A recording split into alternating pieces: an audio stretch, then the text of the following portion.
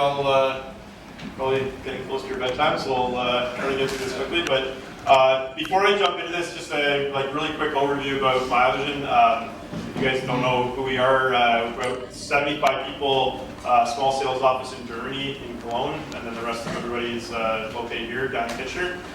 We focus on kind of two products. One of them is the newer of our products I'm going to talk to you about today, and the other product is a portable way to collect traffic data at intersections. So about as niche as you can get, but if you've ever seen college kids counting cars on the side of the road, I've done it. It's not very fun. We sell hardware and software that replaces the college student. So that's sort of the background on the company. Before I jump into talking about the product, I'm going to start off with a bit of I'll call it a provocative thought. I'll leave it to you guys to tell me if I'm right or not. But when I do this talk at traffic trade shows, I always ask people, who knows what Moore's Law is? And I won't ask this room that, because if you don't know what Moore's Law is, you should probably leave. But Moore's Law, basically the idea that every 2 years the number of transistors on a chip doubles. So to the layman, speed of computers doubles every 2 years. And the implications of that is that you get this sort of exponential increase in the speed of computers. And when we apply that into the real world, if we kind of go back in time, this is a 15-year period between 1950 and 1965. You can see the phone has really changed in that period. We've added letters to the phone. We added a red color to the phone. And in this period of time, if I sort of draw an analogy between the phone here and city infrastructure, obviously wasn't a lot of change. If I was a city operator and I was trying to figure out whether I should buy this black phone here in 1950, the risk that the phone was going to change on me really dramatically by the time my 15-year capital budget cycle was up for renewal was pretty low, so I felt secure in making this investment. So now I want us to imagine we're in 1999, you're at a lot less gray hair, and you're about to go off to start school.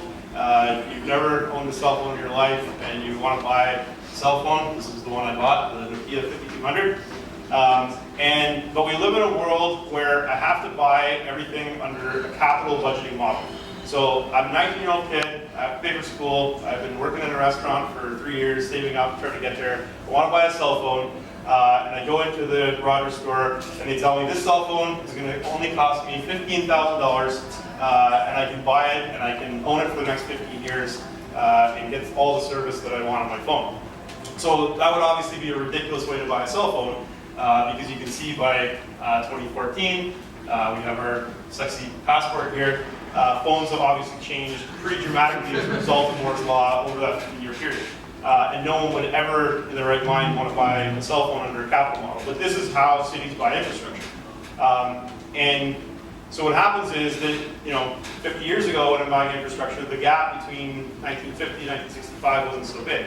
But now, a 15-year period, the rate of change is getting to a point where the gap between what I bought 15 years ago and what I'm buying now is really starting to widen.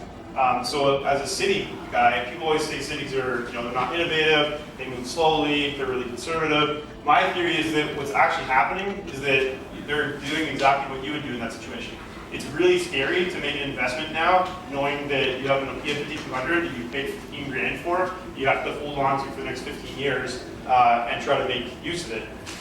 So I'm going to come back in a minute to what I think the solution to this is, but this is sort of the world that I live in and I sell into with my customers. Making it worse for me is this idea of a hype cycle. So this is kind of a general theory of hype cycles. Technologies come onto the scene. People immediately imagine all the things that are going to be possible with the technology. Marketing guys grab a hold of it as if it's already here. And they go out and they tell this grand story about the future that is coming, but they pretend like it's already here. Invariably, it takes time to actually realize some of these innovations. So we go through this depressive period where I guess the future is not coming. And eventually, we get to the plateau of productivity where things are actually useful. So here's something, if we go back to 1978, this was some marketer's idea of the robotic vacuum cleaner. Robots were coming, just around the corner. By 1982, you're going to have a vacuum lady who's going to walk around your house. Eventually, 2002, the vacuum robot did come to be, not exactly how it was imagined by the hype cycle people.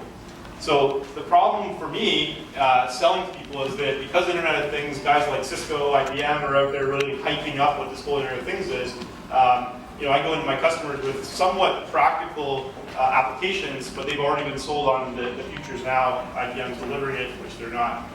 Just to show you how ridiculous this hype cycle is getting, I just recently had a kid. I don't know what you guys, but any parents in the room, is this actually useful? And it's a real thing. It's a real thing. You can look it up.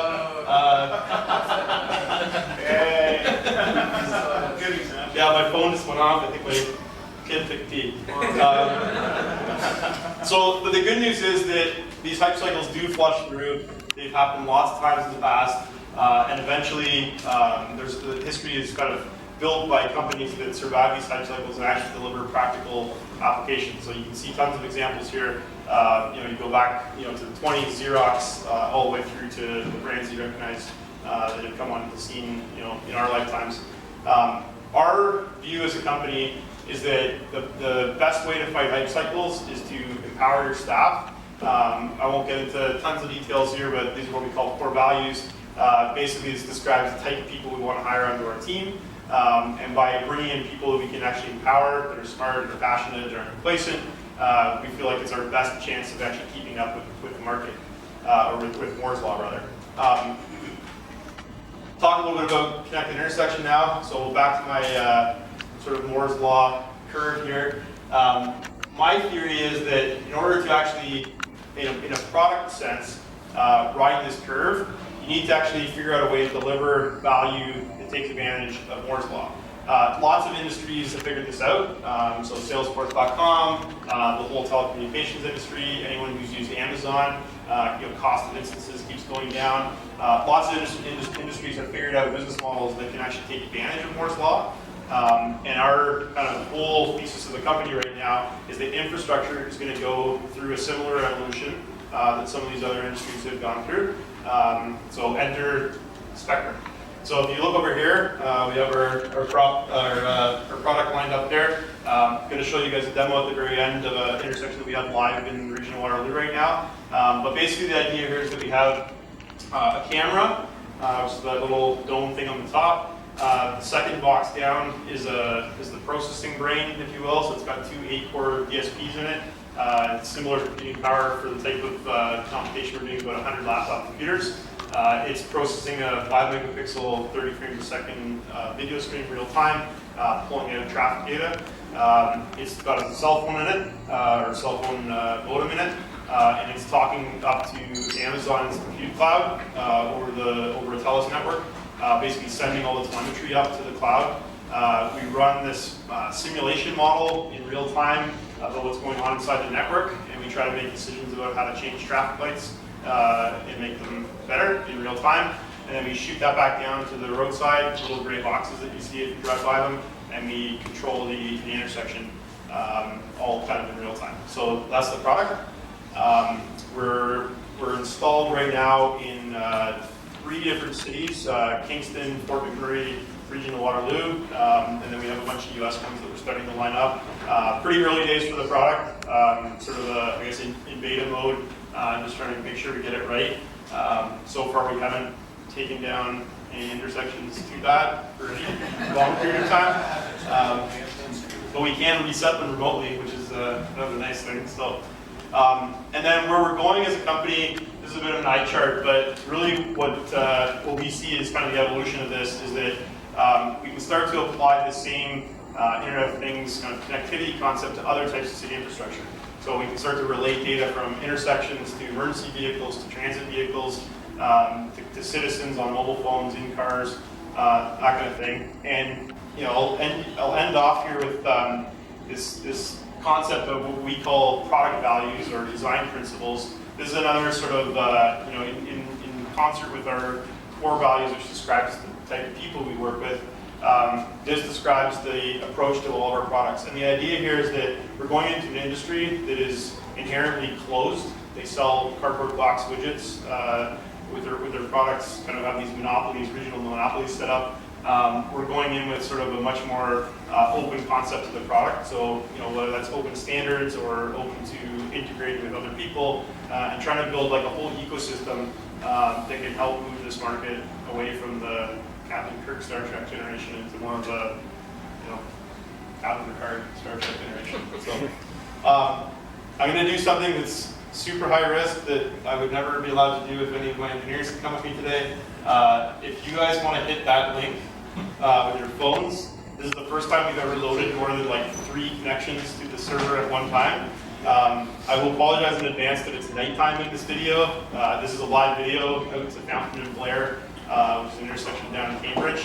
If you watch it closely, you will see moving headlights in the video.